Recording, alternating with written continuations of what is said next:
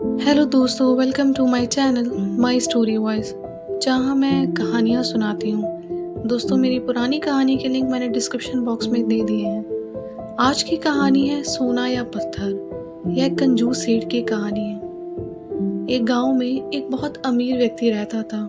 उसका नाम तो था धनराज, लेकिन था वह बेहद कंजूस।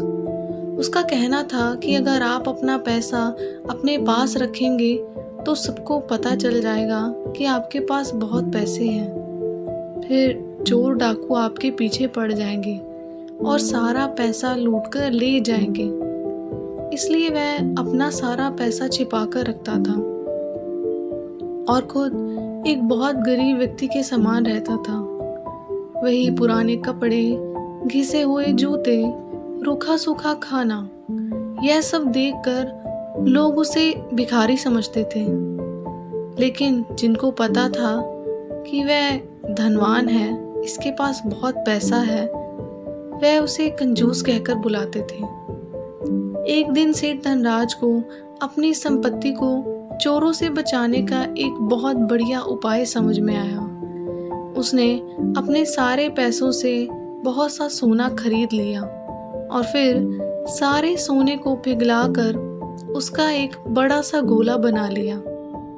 उसने गांव के बाहर जाकर एक पुराने कुएं के पास एक गड्ढा खोदा और सोने का वह गोला उसमें डालकर गड्ढा बंद कर दिया। वह अब खुश था। अपनी तसल्ली के लिए वह सेठ रोज रात को आकर गड्ढे में देख लेता था कि उसका सोना वहां है या नहीं। उसे विश्वास था कि कोई भी चोर इस जगह के बारे में नहीं जान पाएगा। लेकिन ऐसा नहीं हुआ। धीरे धीरे पूरे गांव में ये चर्चा होने लगी कि सेठ धनराज रात में गांव के बाहर जाकर कुछ करता है। एक रात जब उसने गड्ढा खोदकर देखा तो सोना वहां से गायब था।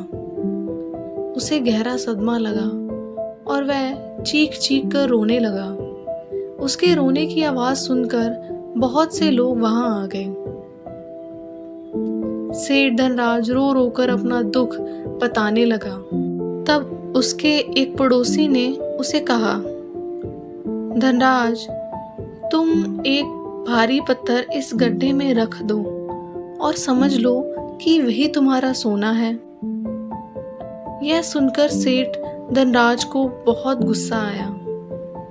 तुम मेरे सोने को पत्थर जैसे बता रहे हो, ऐसा कैसे कह सकते हो? तो वह आदमी बोला, देखो धनराज, वह सोना तुम कभी इस्तेमाल तो करते नहीं थे। एक पत्थर की तरह यहाँ उसे दबाकर रख दिया था। तो फिर यहाँ सोना हो या पत्थर, क्या फर्क पड़ता है? उसका पड़ोसी बोला, बात तो ठीक ही थी।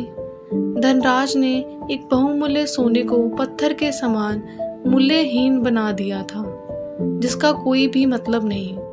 उसके बाद सेठ धनराज ने मेहनत करके फिर से पैसे कमाए, लेकिन अब वह कंजूस नहीं रहा था। अपने पैसे को वह अपने ऊपर और दूसरे लोगों की सहायता के लिए खर्च करता था। दोस्तों, ये छोटी सी कहानी हमें क्या सिखाती है? ये छोटी सी कहानी से हमें यह सीखने को मिलता है कि अगर वो धन किसी काम आए तभी उसका मूल्य है। अगर किसी काम ना आए तो वह एक पत्थर के समान ही है, उसका कोई मतलब ही नहीं, फिर चाहे जितना मर्जी जमा करके रख लो। बड़ी बार हमने देखा है कि कई बार बड़े सारे लोगों के पास बहुत पैसा तो बहुत होता है, पर कंजूस भी बहुत होते हैं। खुद पर तो कम खर्च करते ही हैं, दूसरों की तो सहायता दूर की बात है। और कुछ लोग अपने पास कम होते हुए भी दूसरों की मदद करने में हमेशा आगे रहते हैं। तो आई होप आपको मेरी कहानी अच्छी लगी हो। अगर लगी है तो प्लीज़ इस कहानी को दूसरों के साथ शेयर ज़रूर करें, खासकर कंजूस दोस्तों के साथ तो पक्का। और लाइक करें मेरी कहानी को, सब्सक्राइब करें मेरे चैनल को जिसका नाम है माई स्टोरी वॉइस, जहाँ मैं कहानियाँ सुनाती हूँ। बेल आइकन को ज़रूर प्रेस करिएगा ताकि मेरी नई कहानियों की नोटिफिकेशंस आपको मिलती रहे। आपकी इस कहानी के बारे में क्या राय है, कमेंट में ज़रूर लिखिएगा। मिलते हैं फिर अगली कहानी में अगली बार। Thanks for watching and listening my story voice. Bye.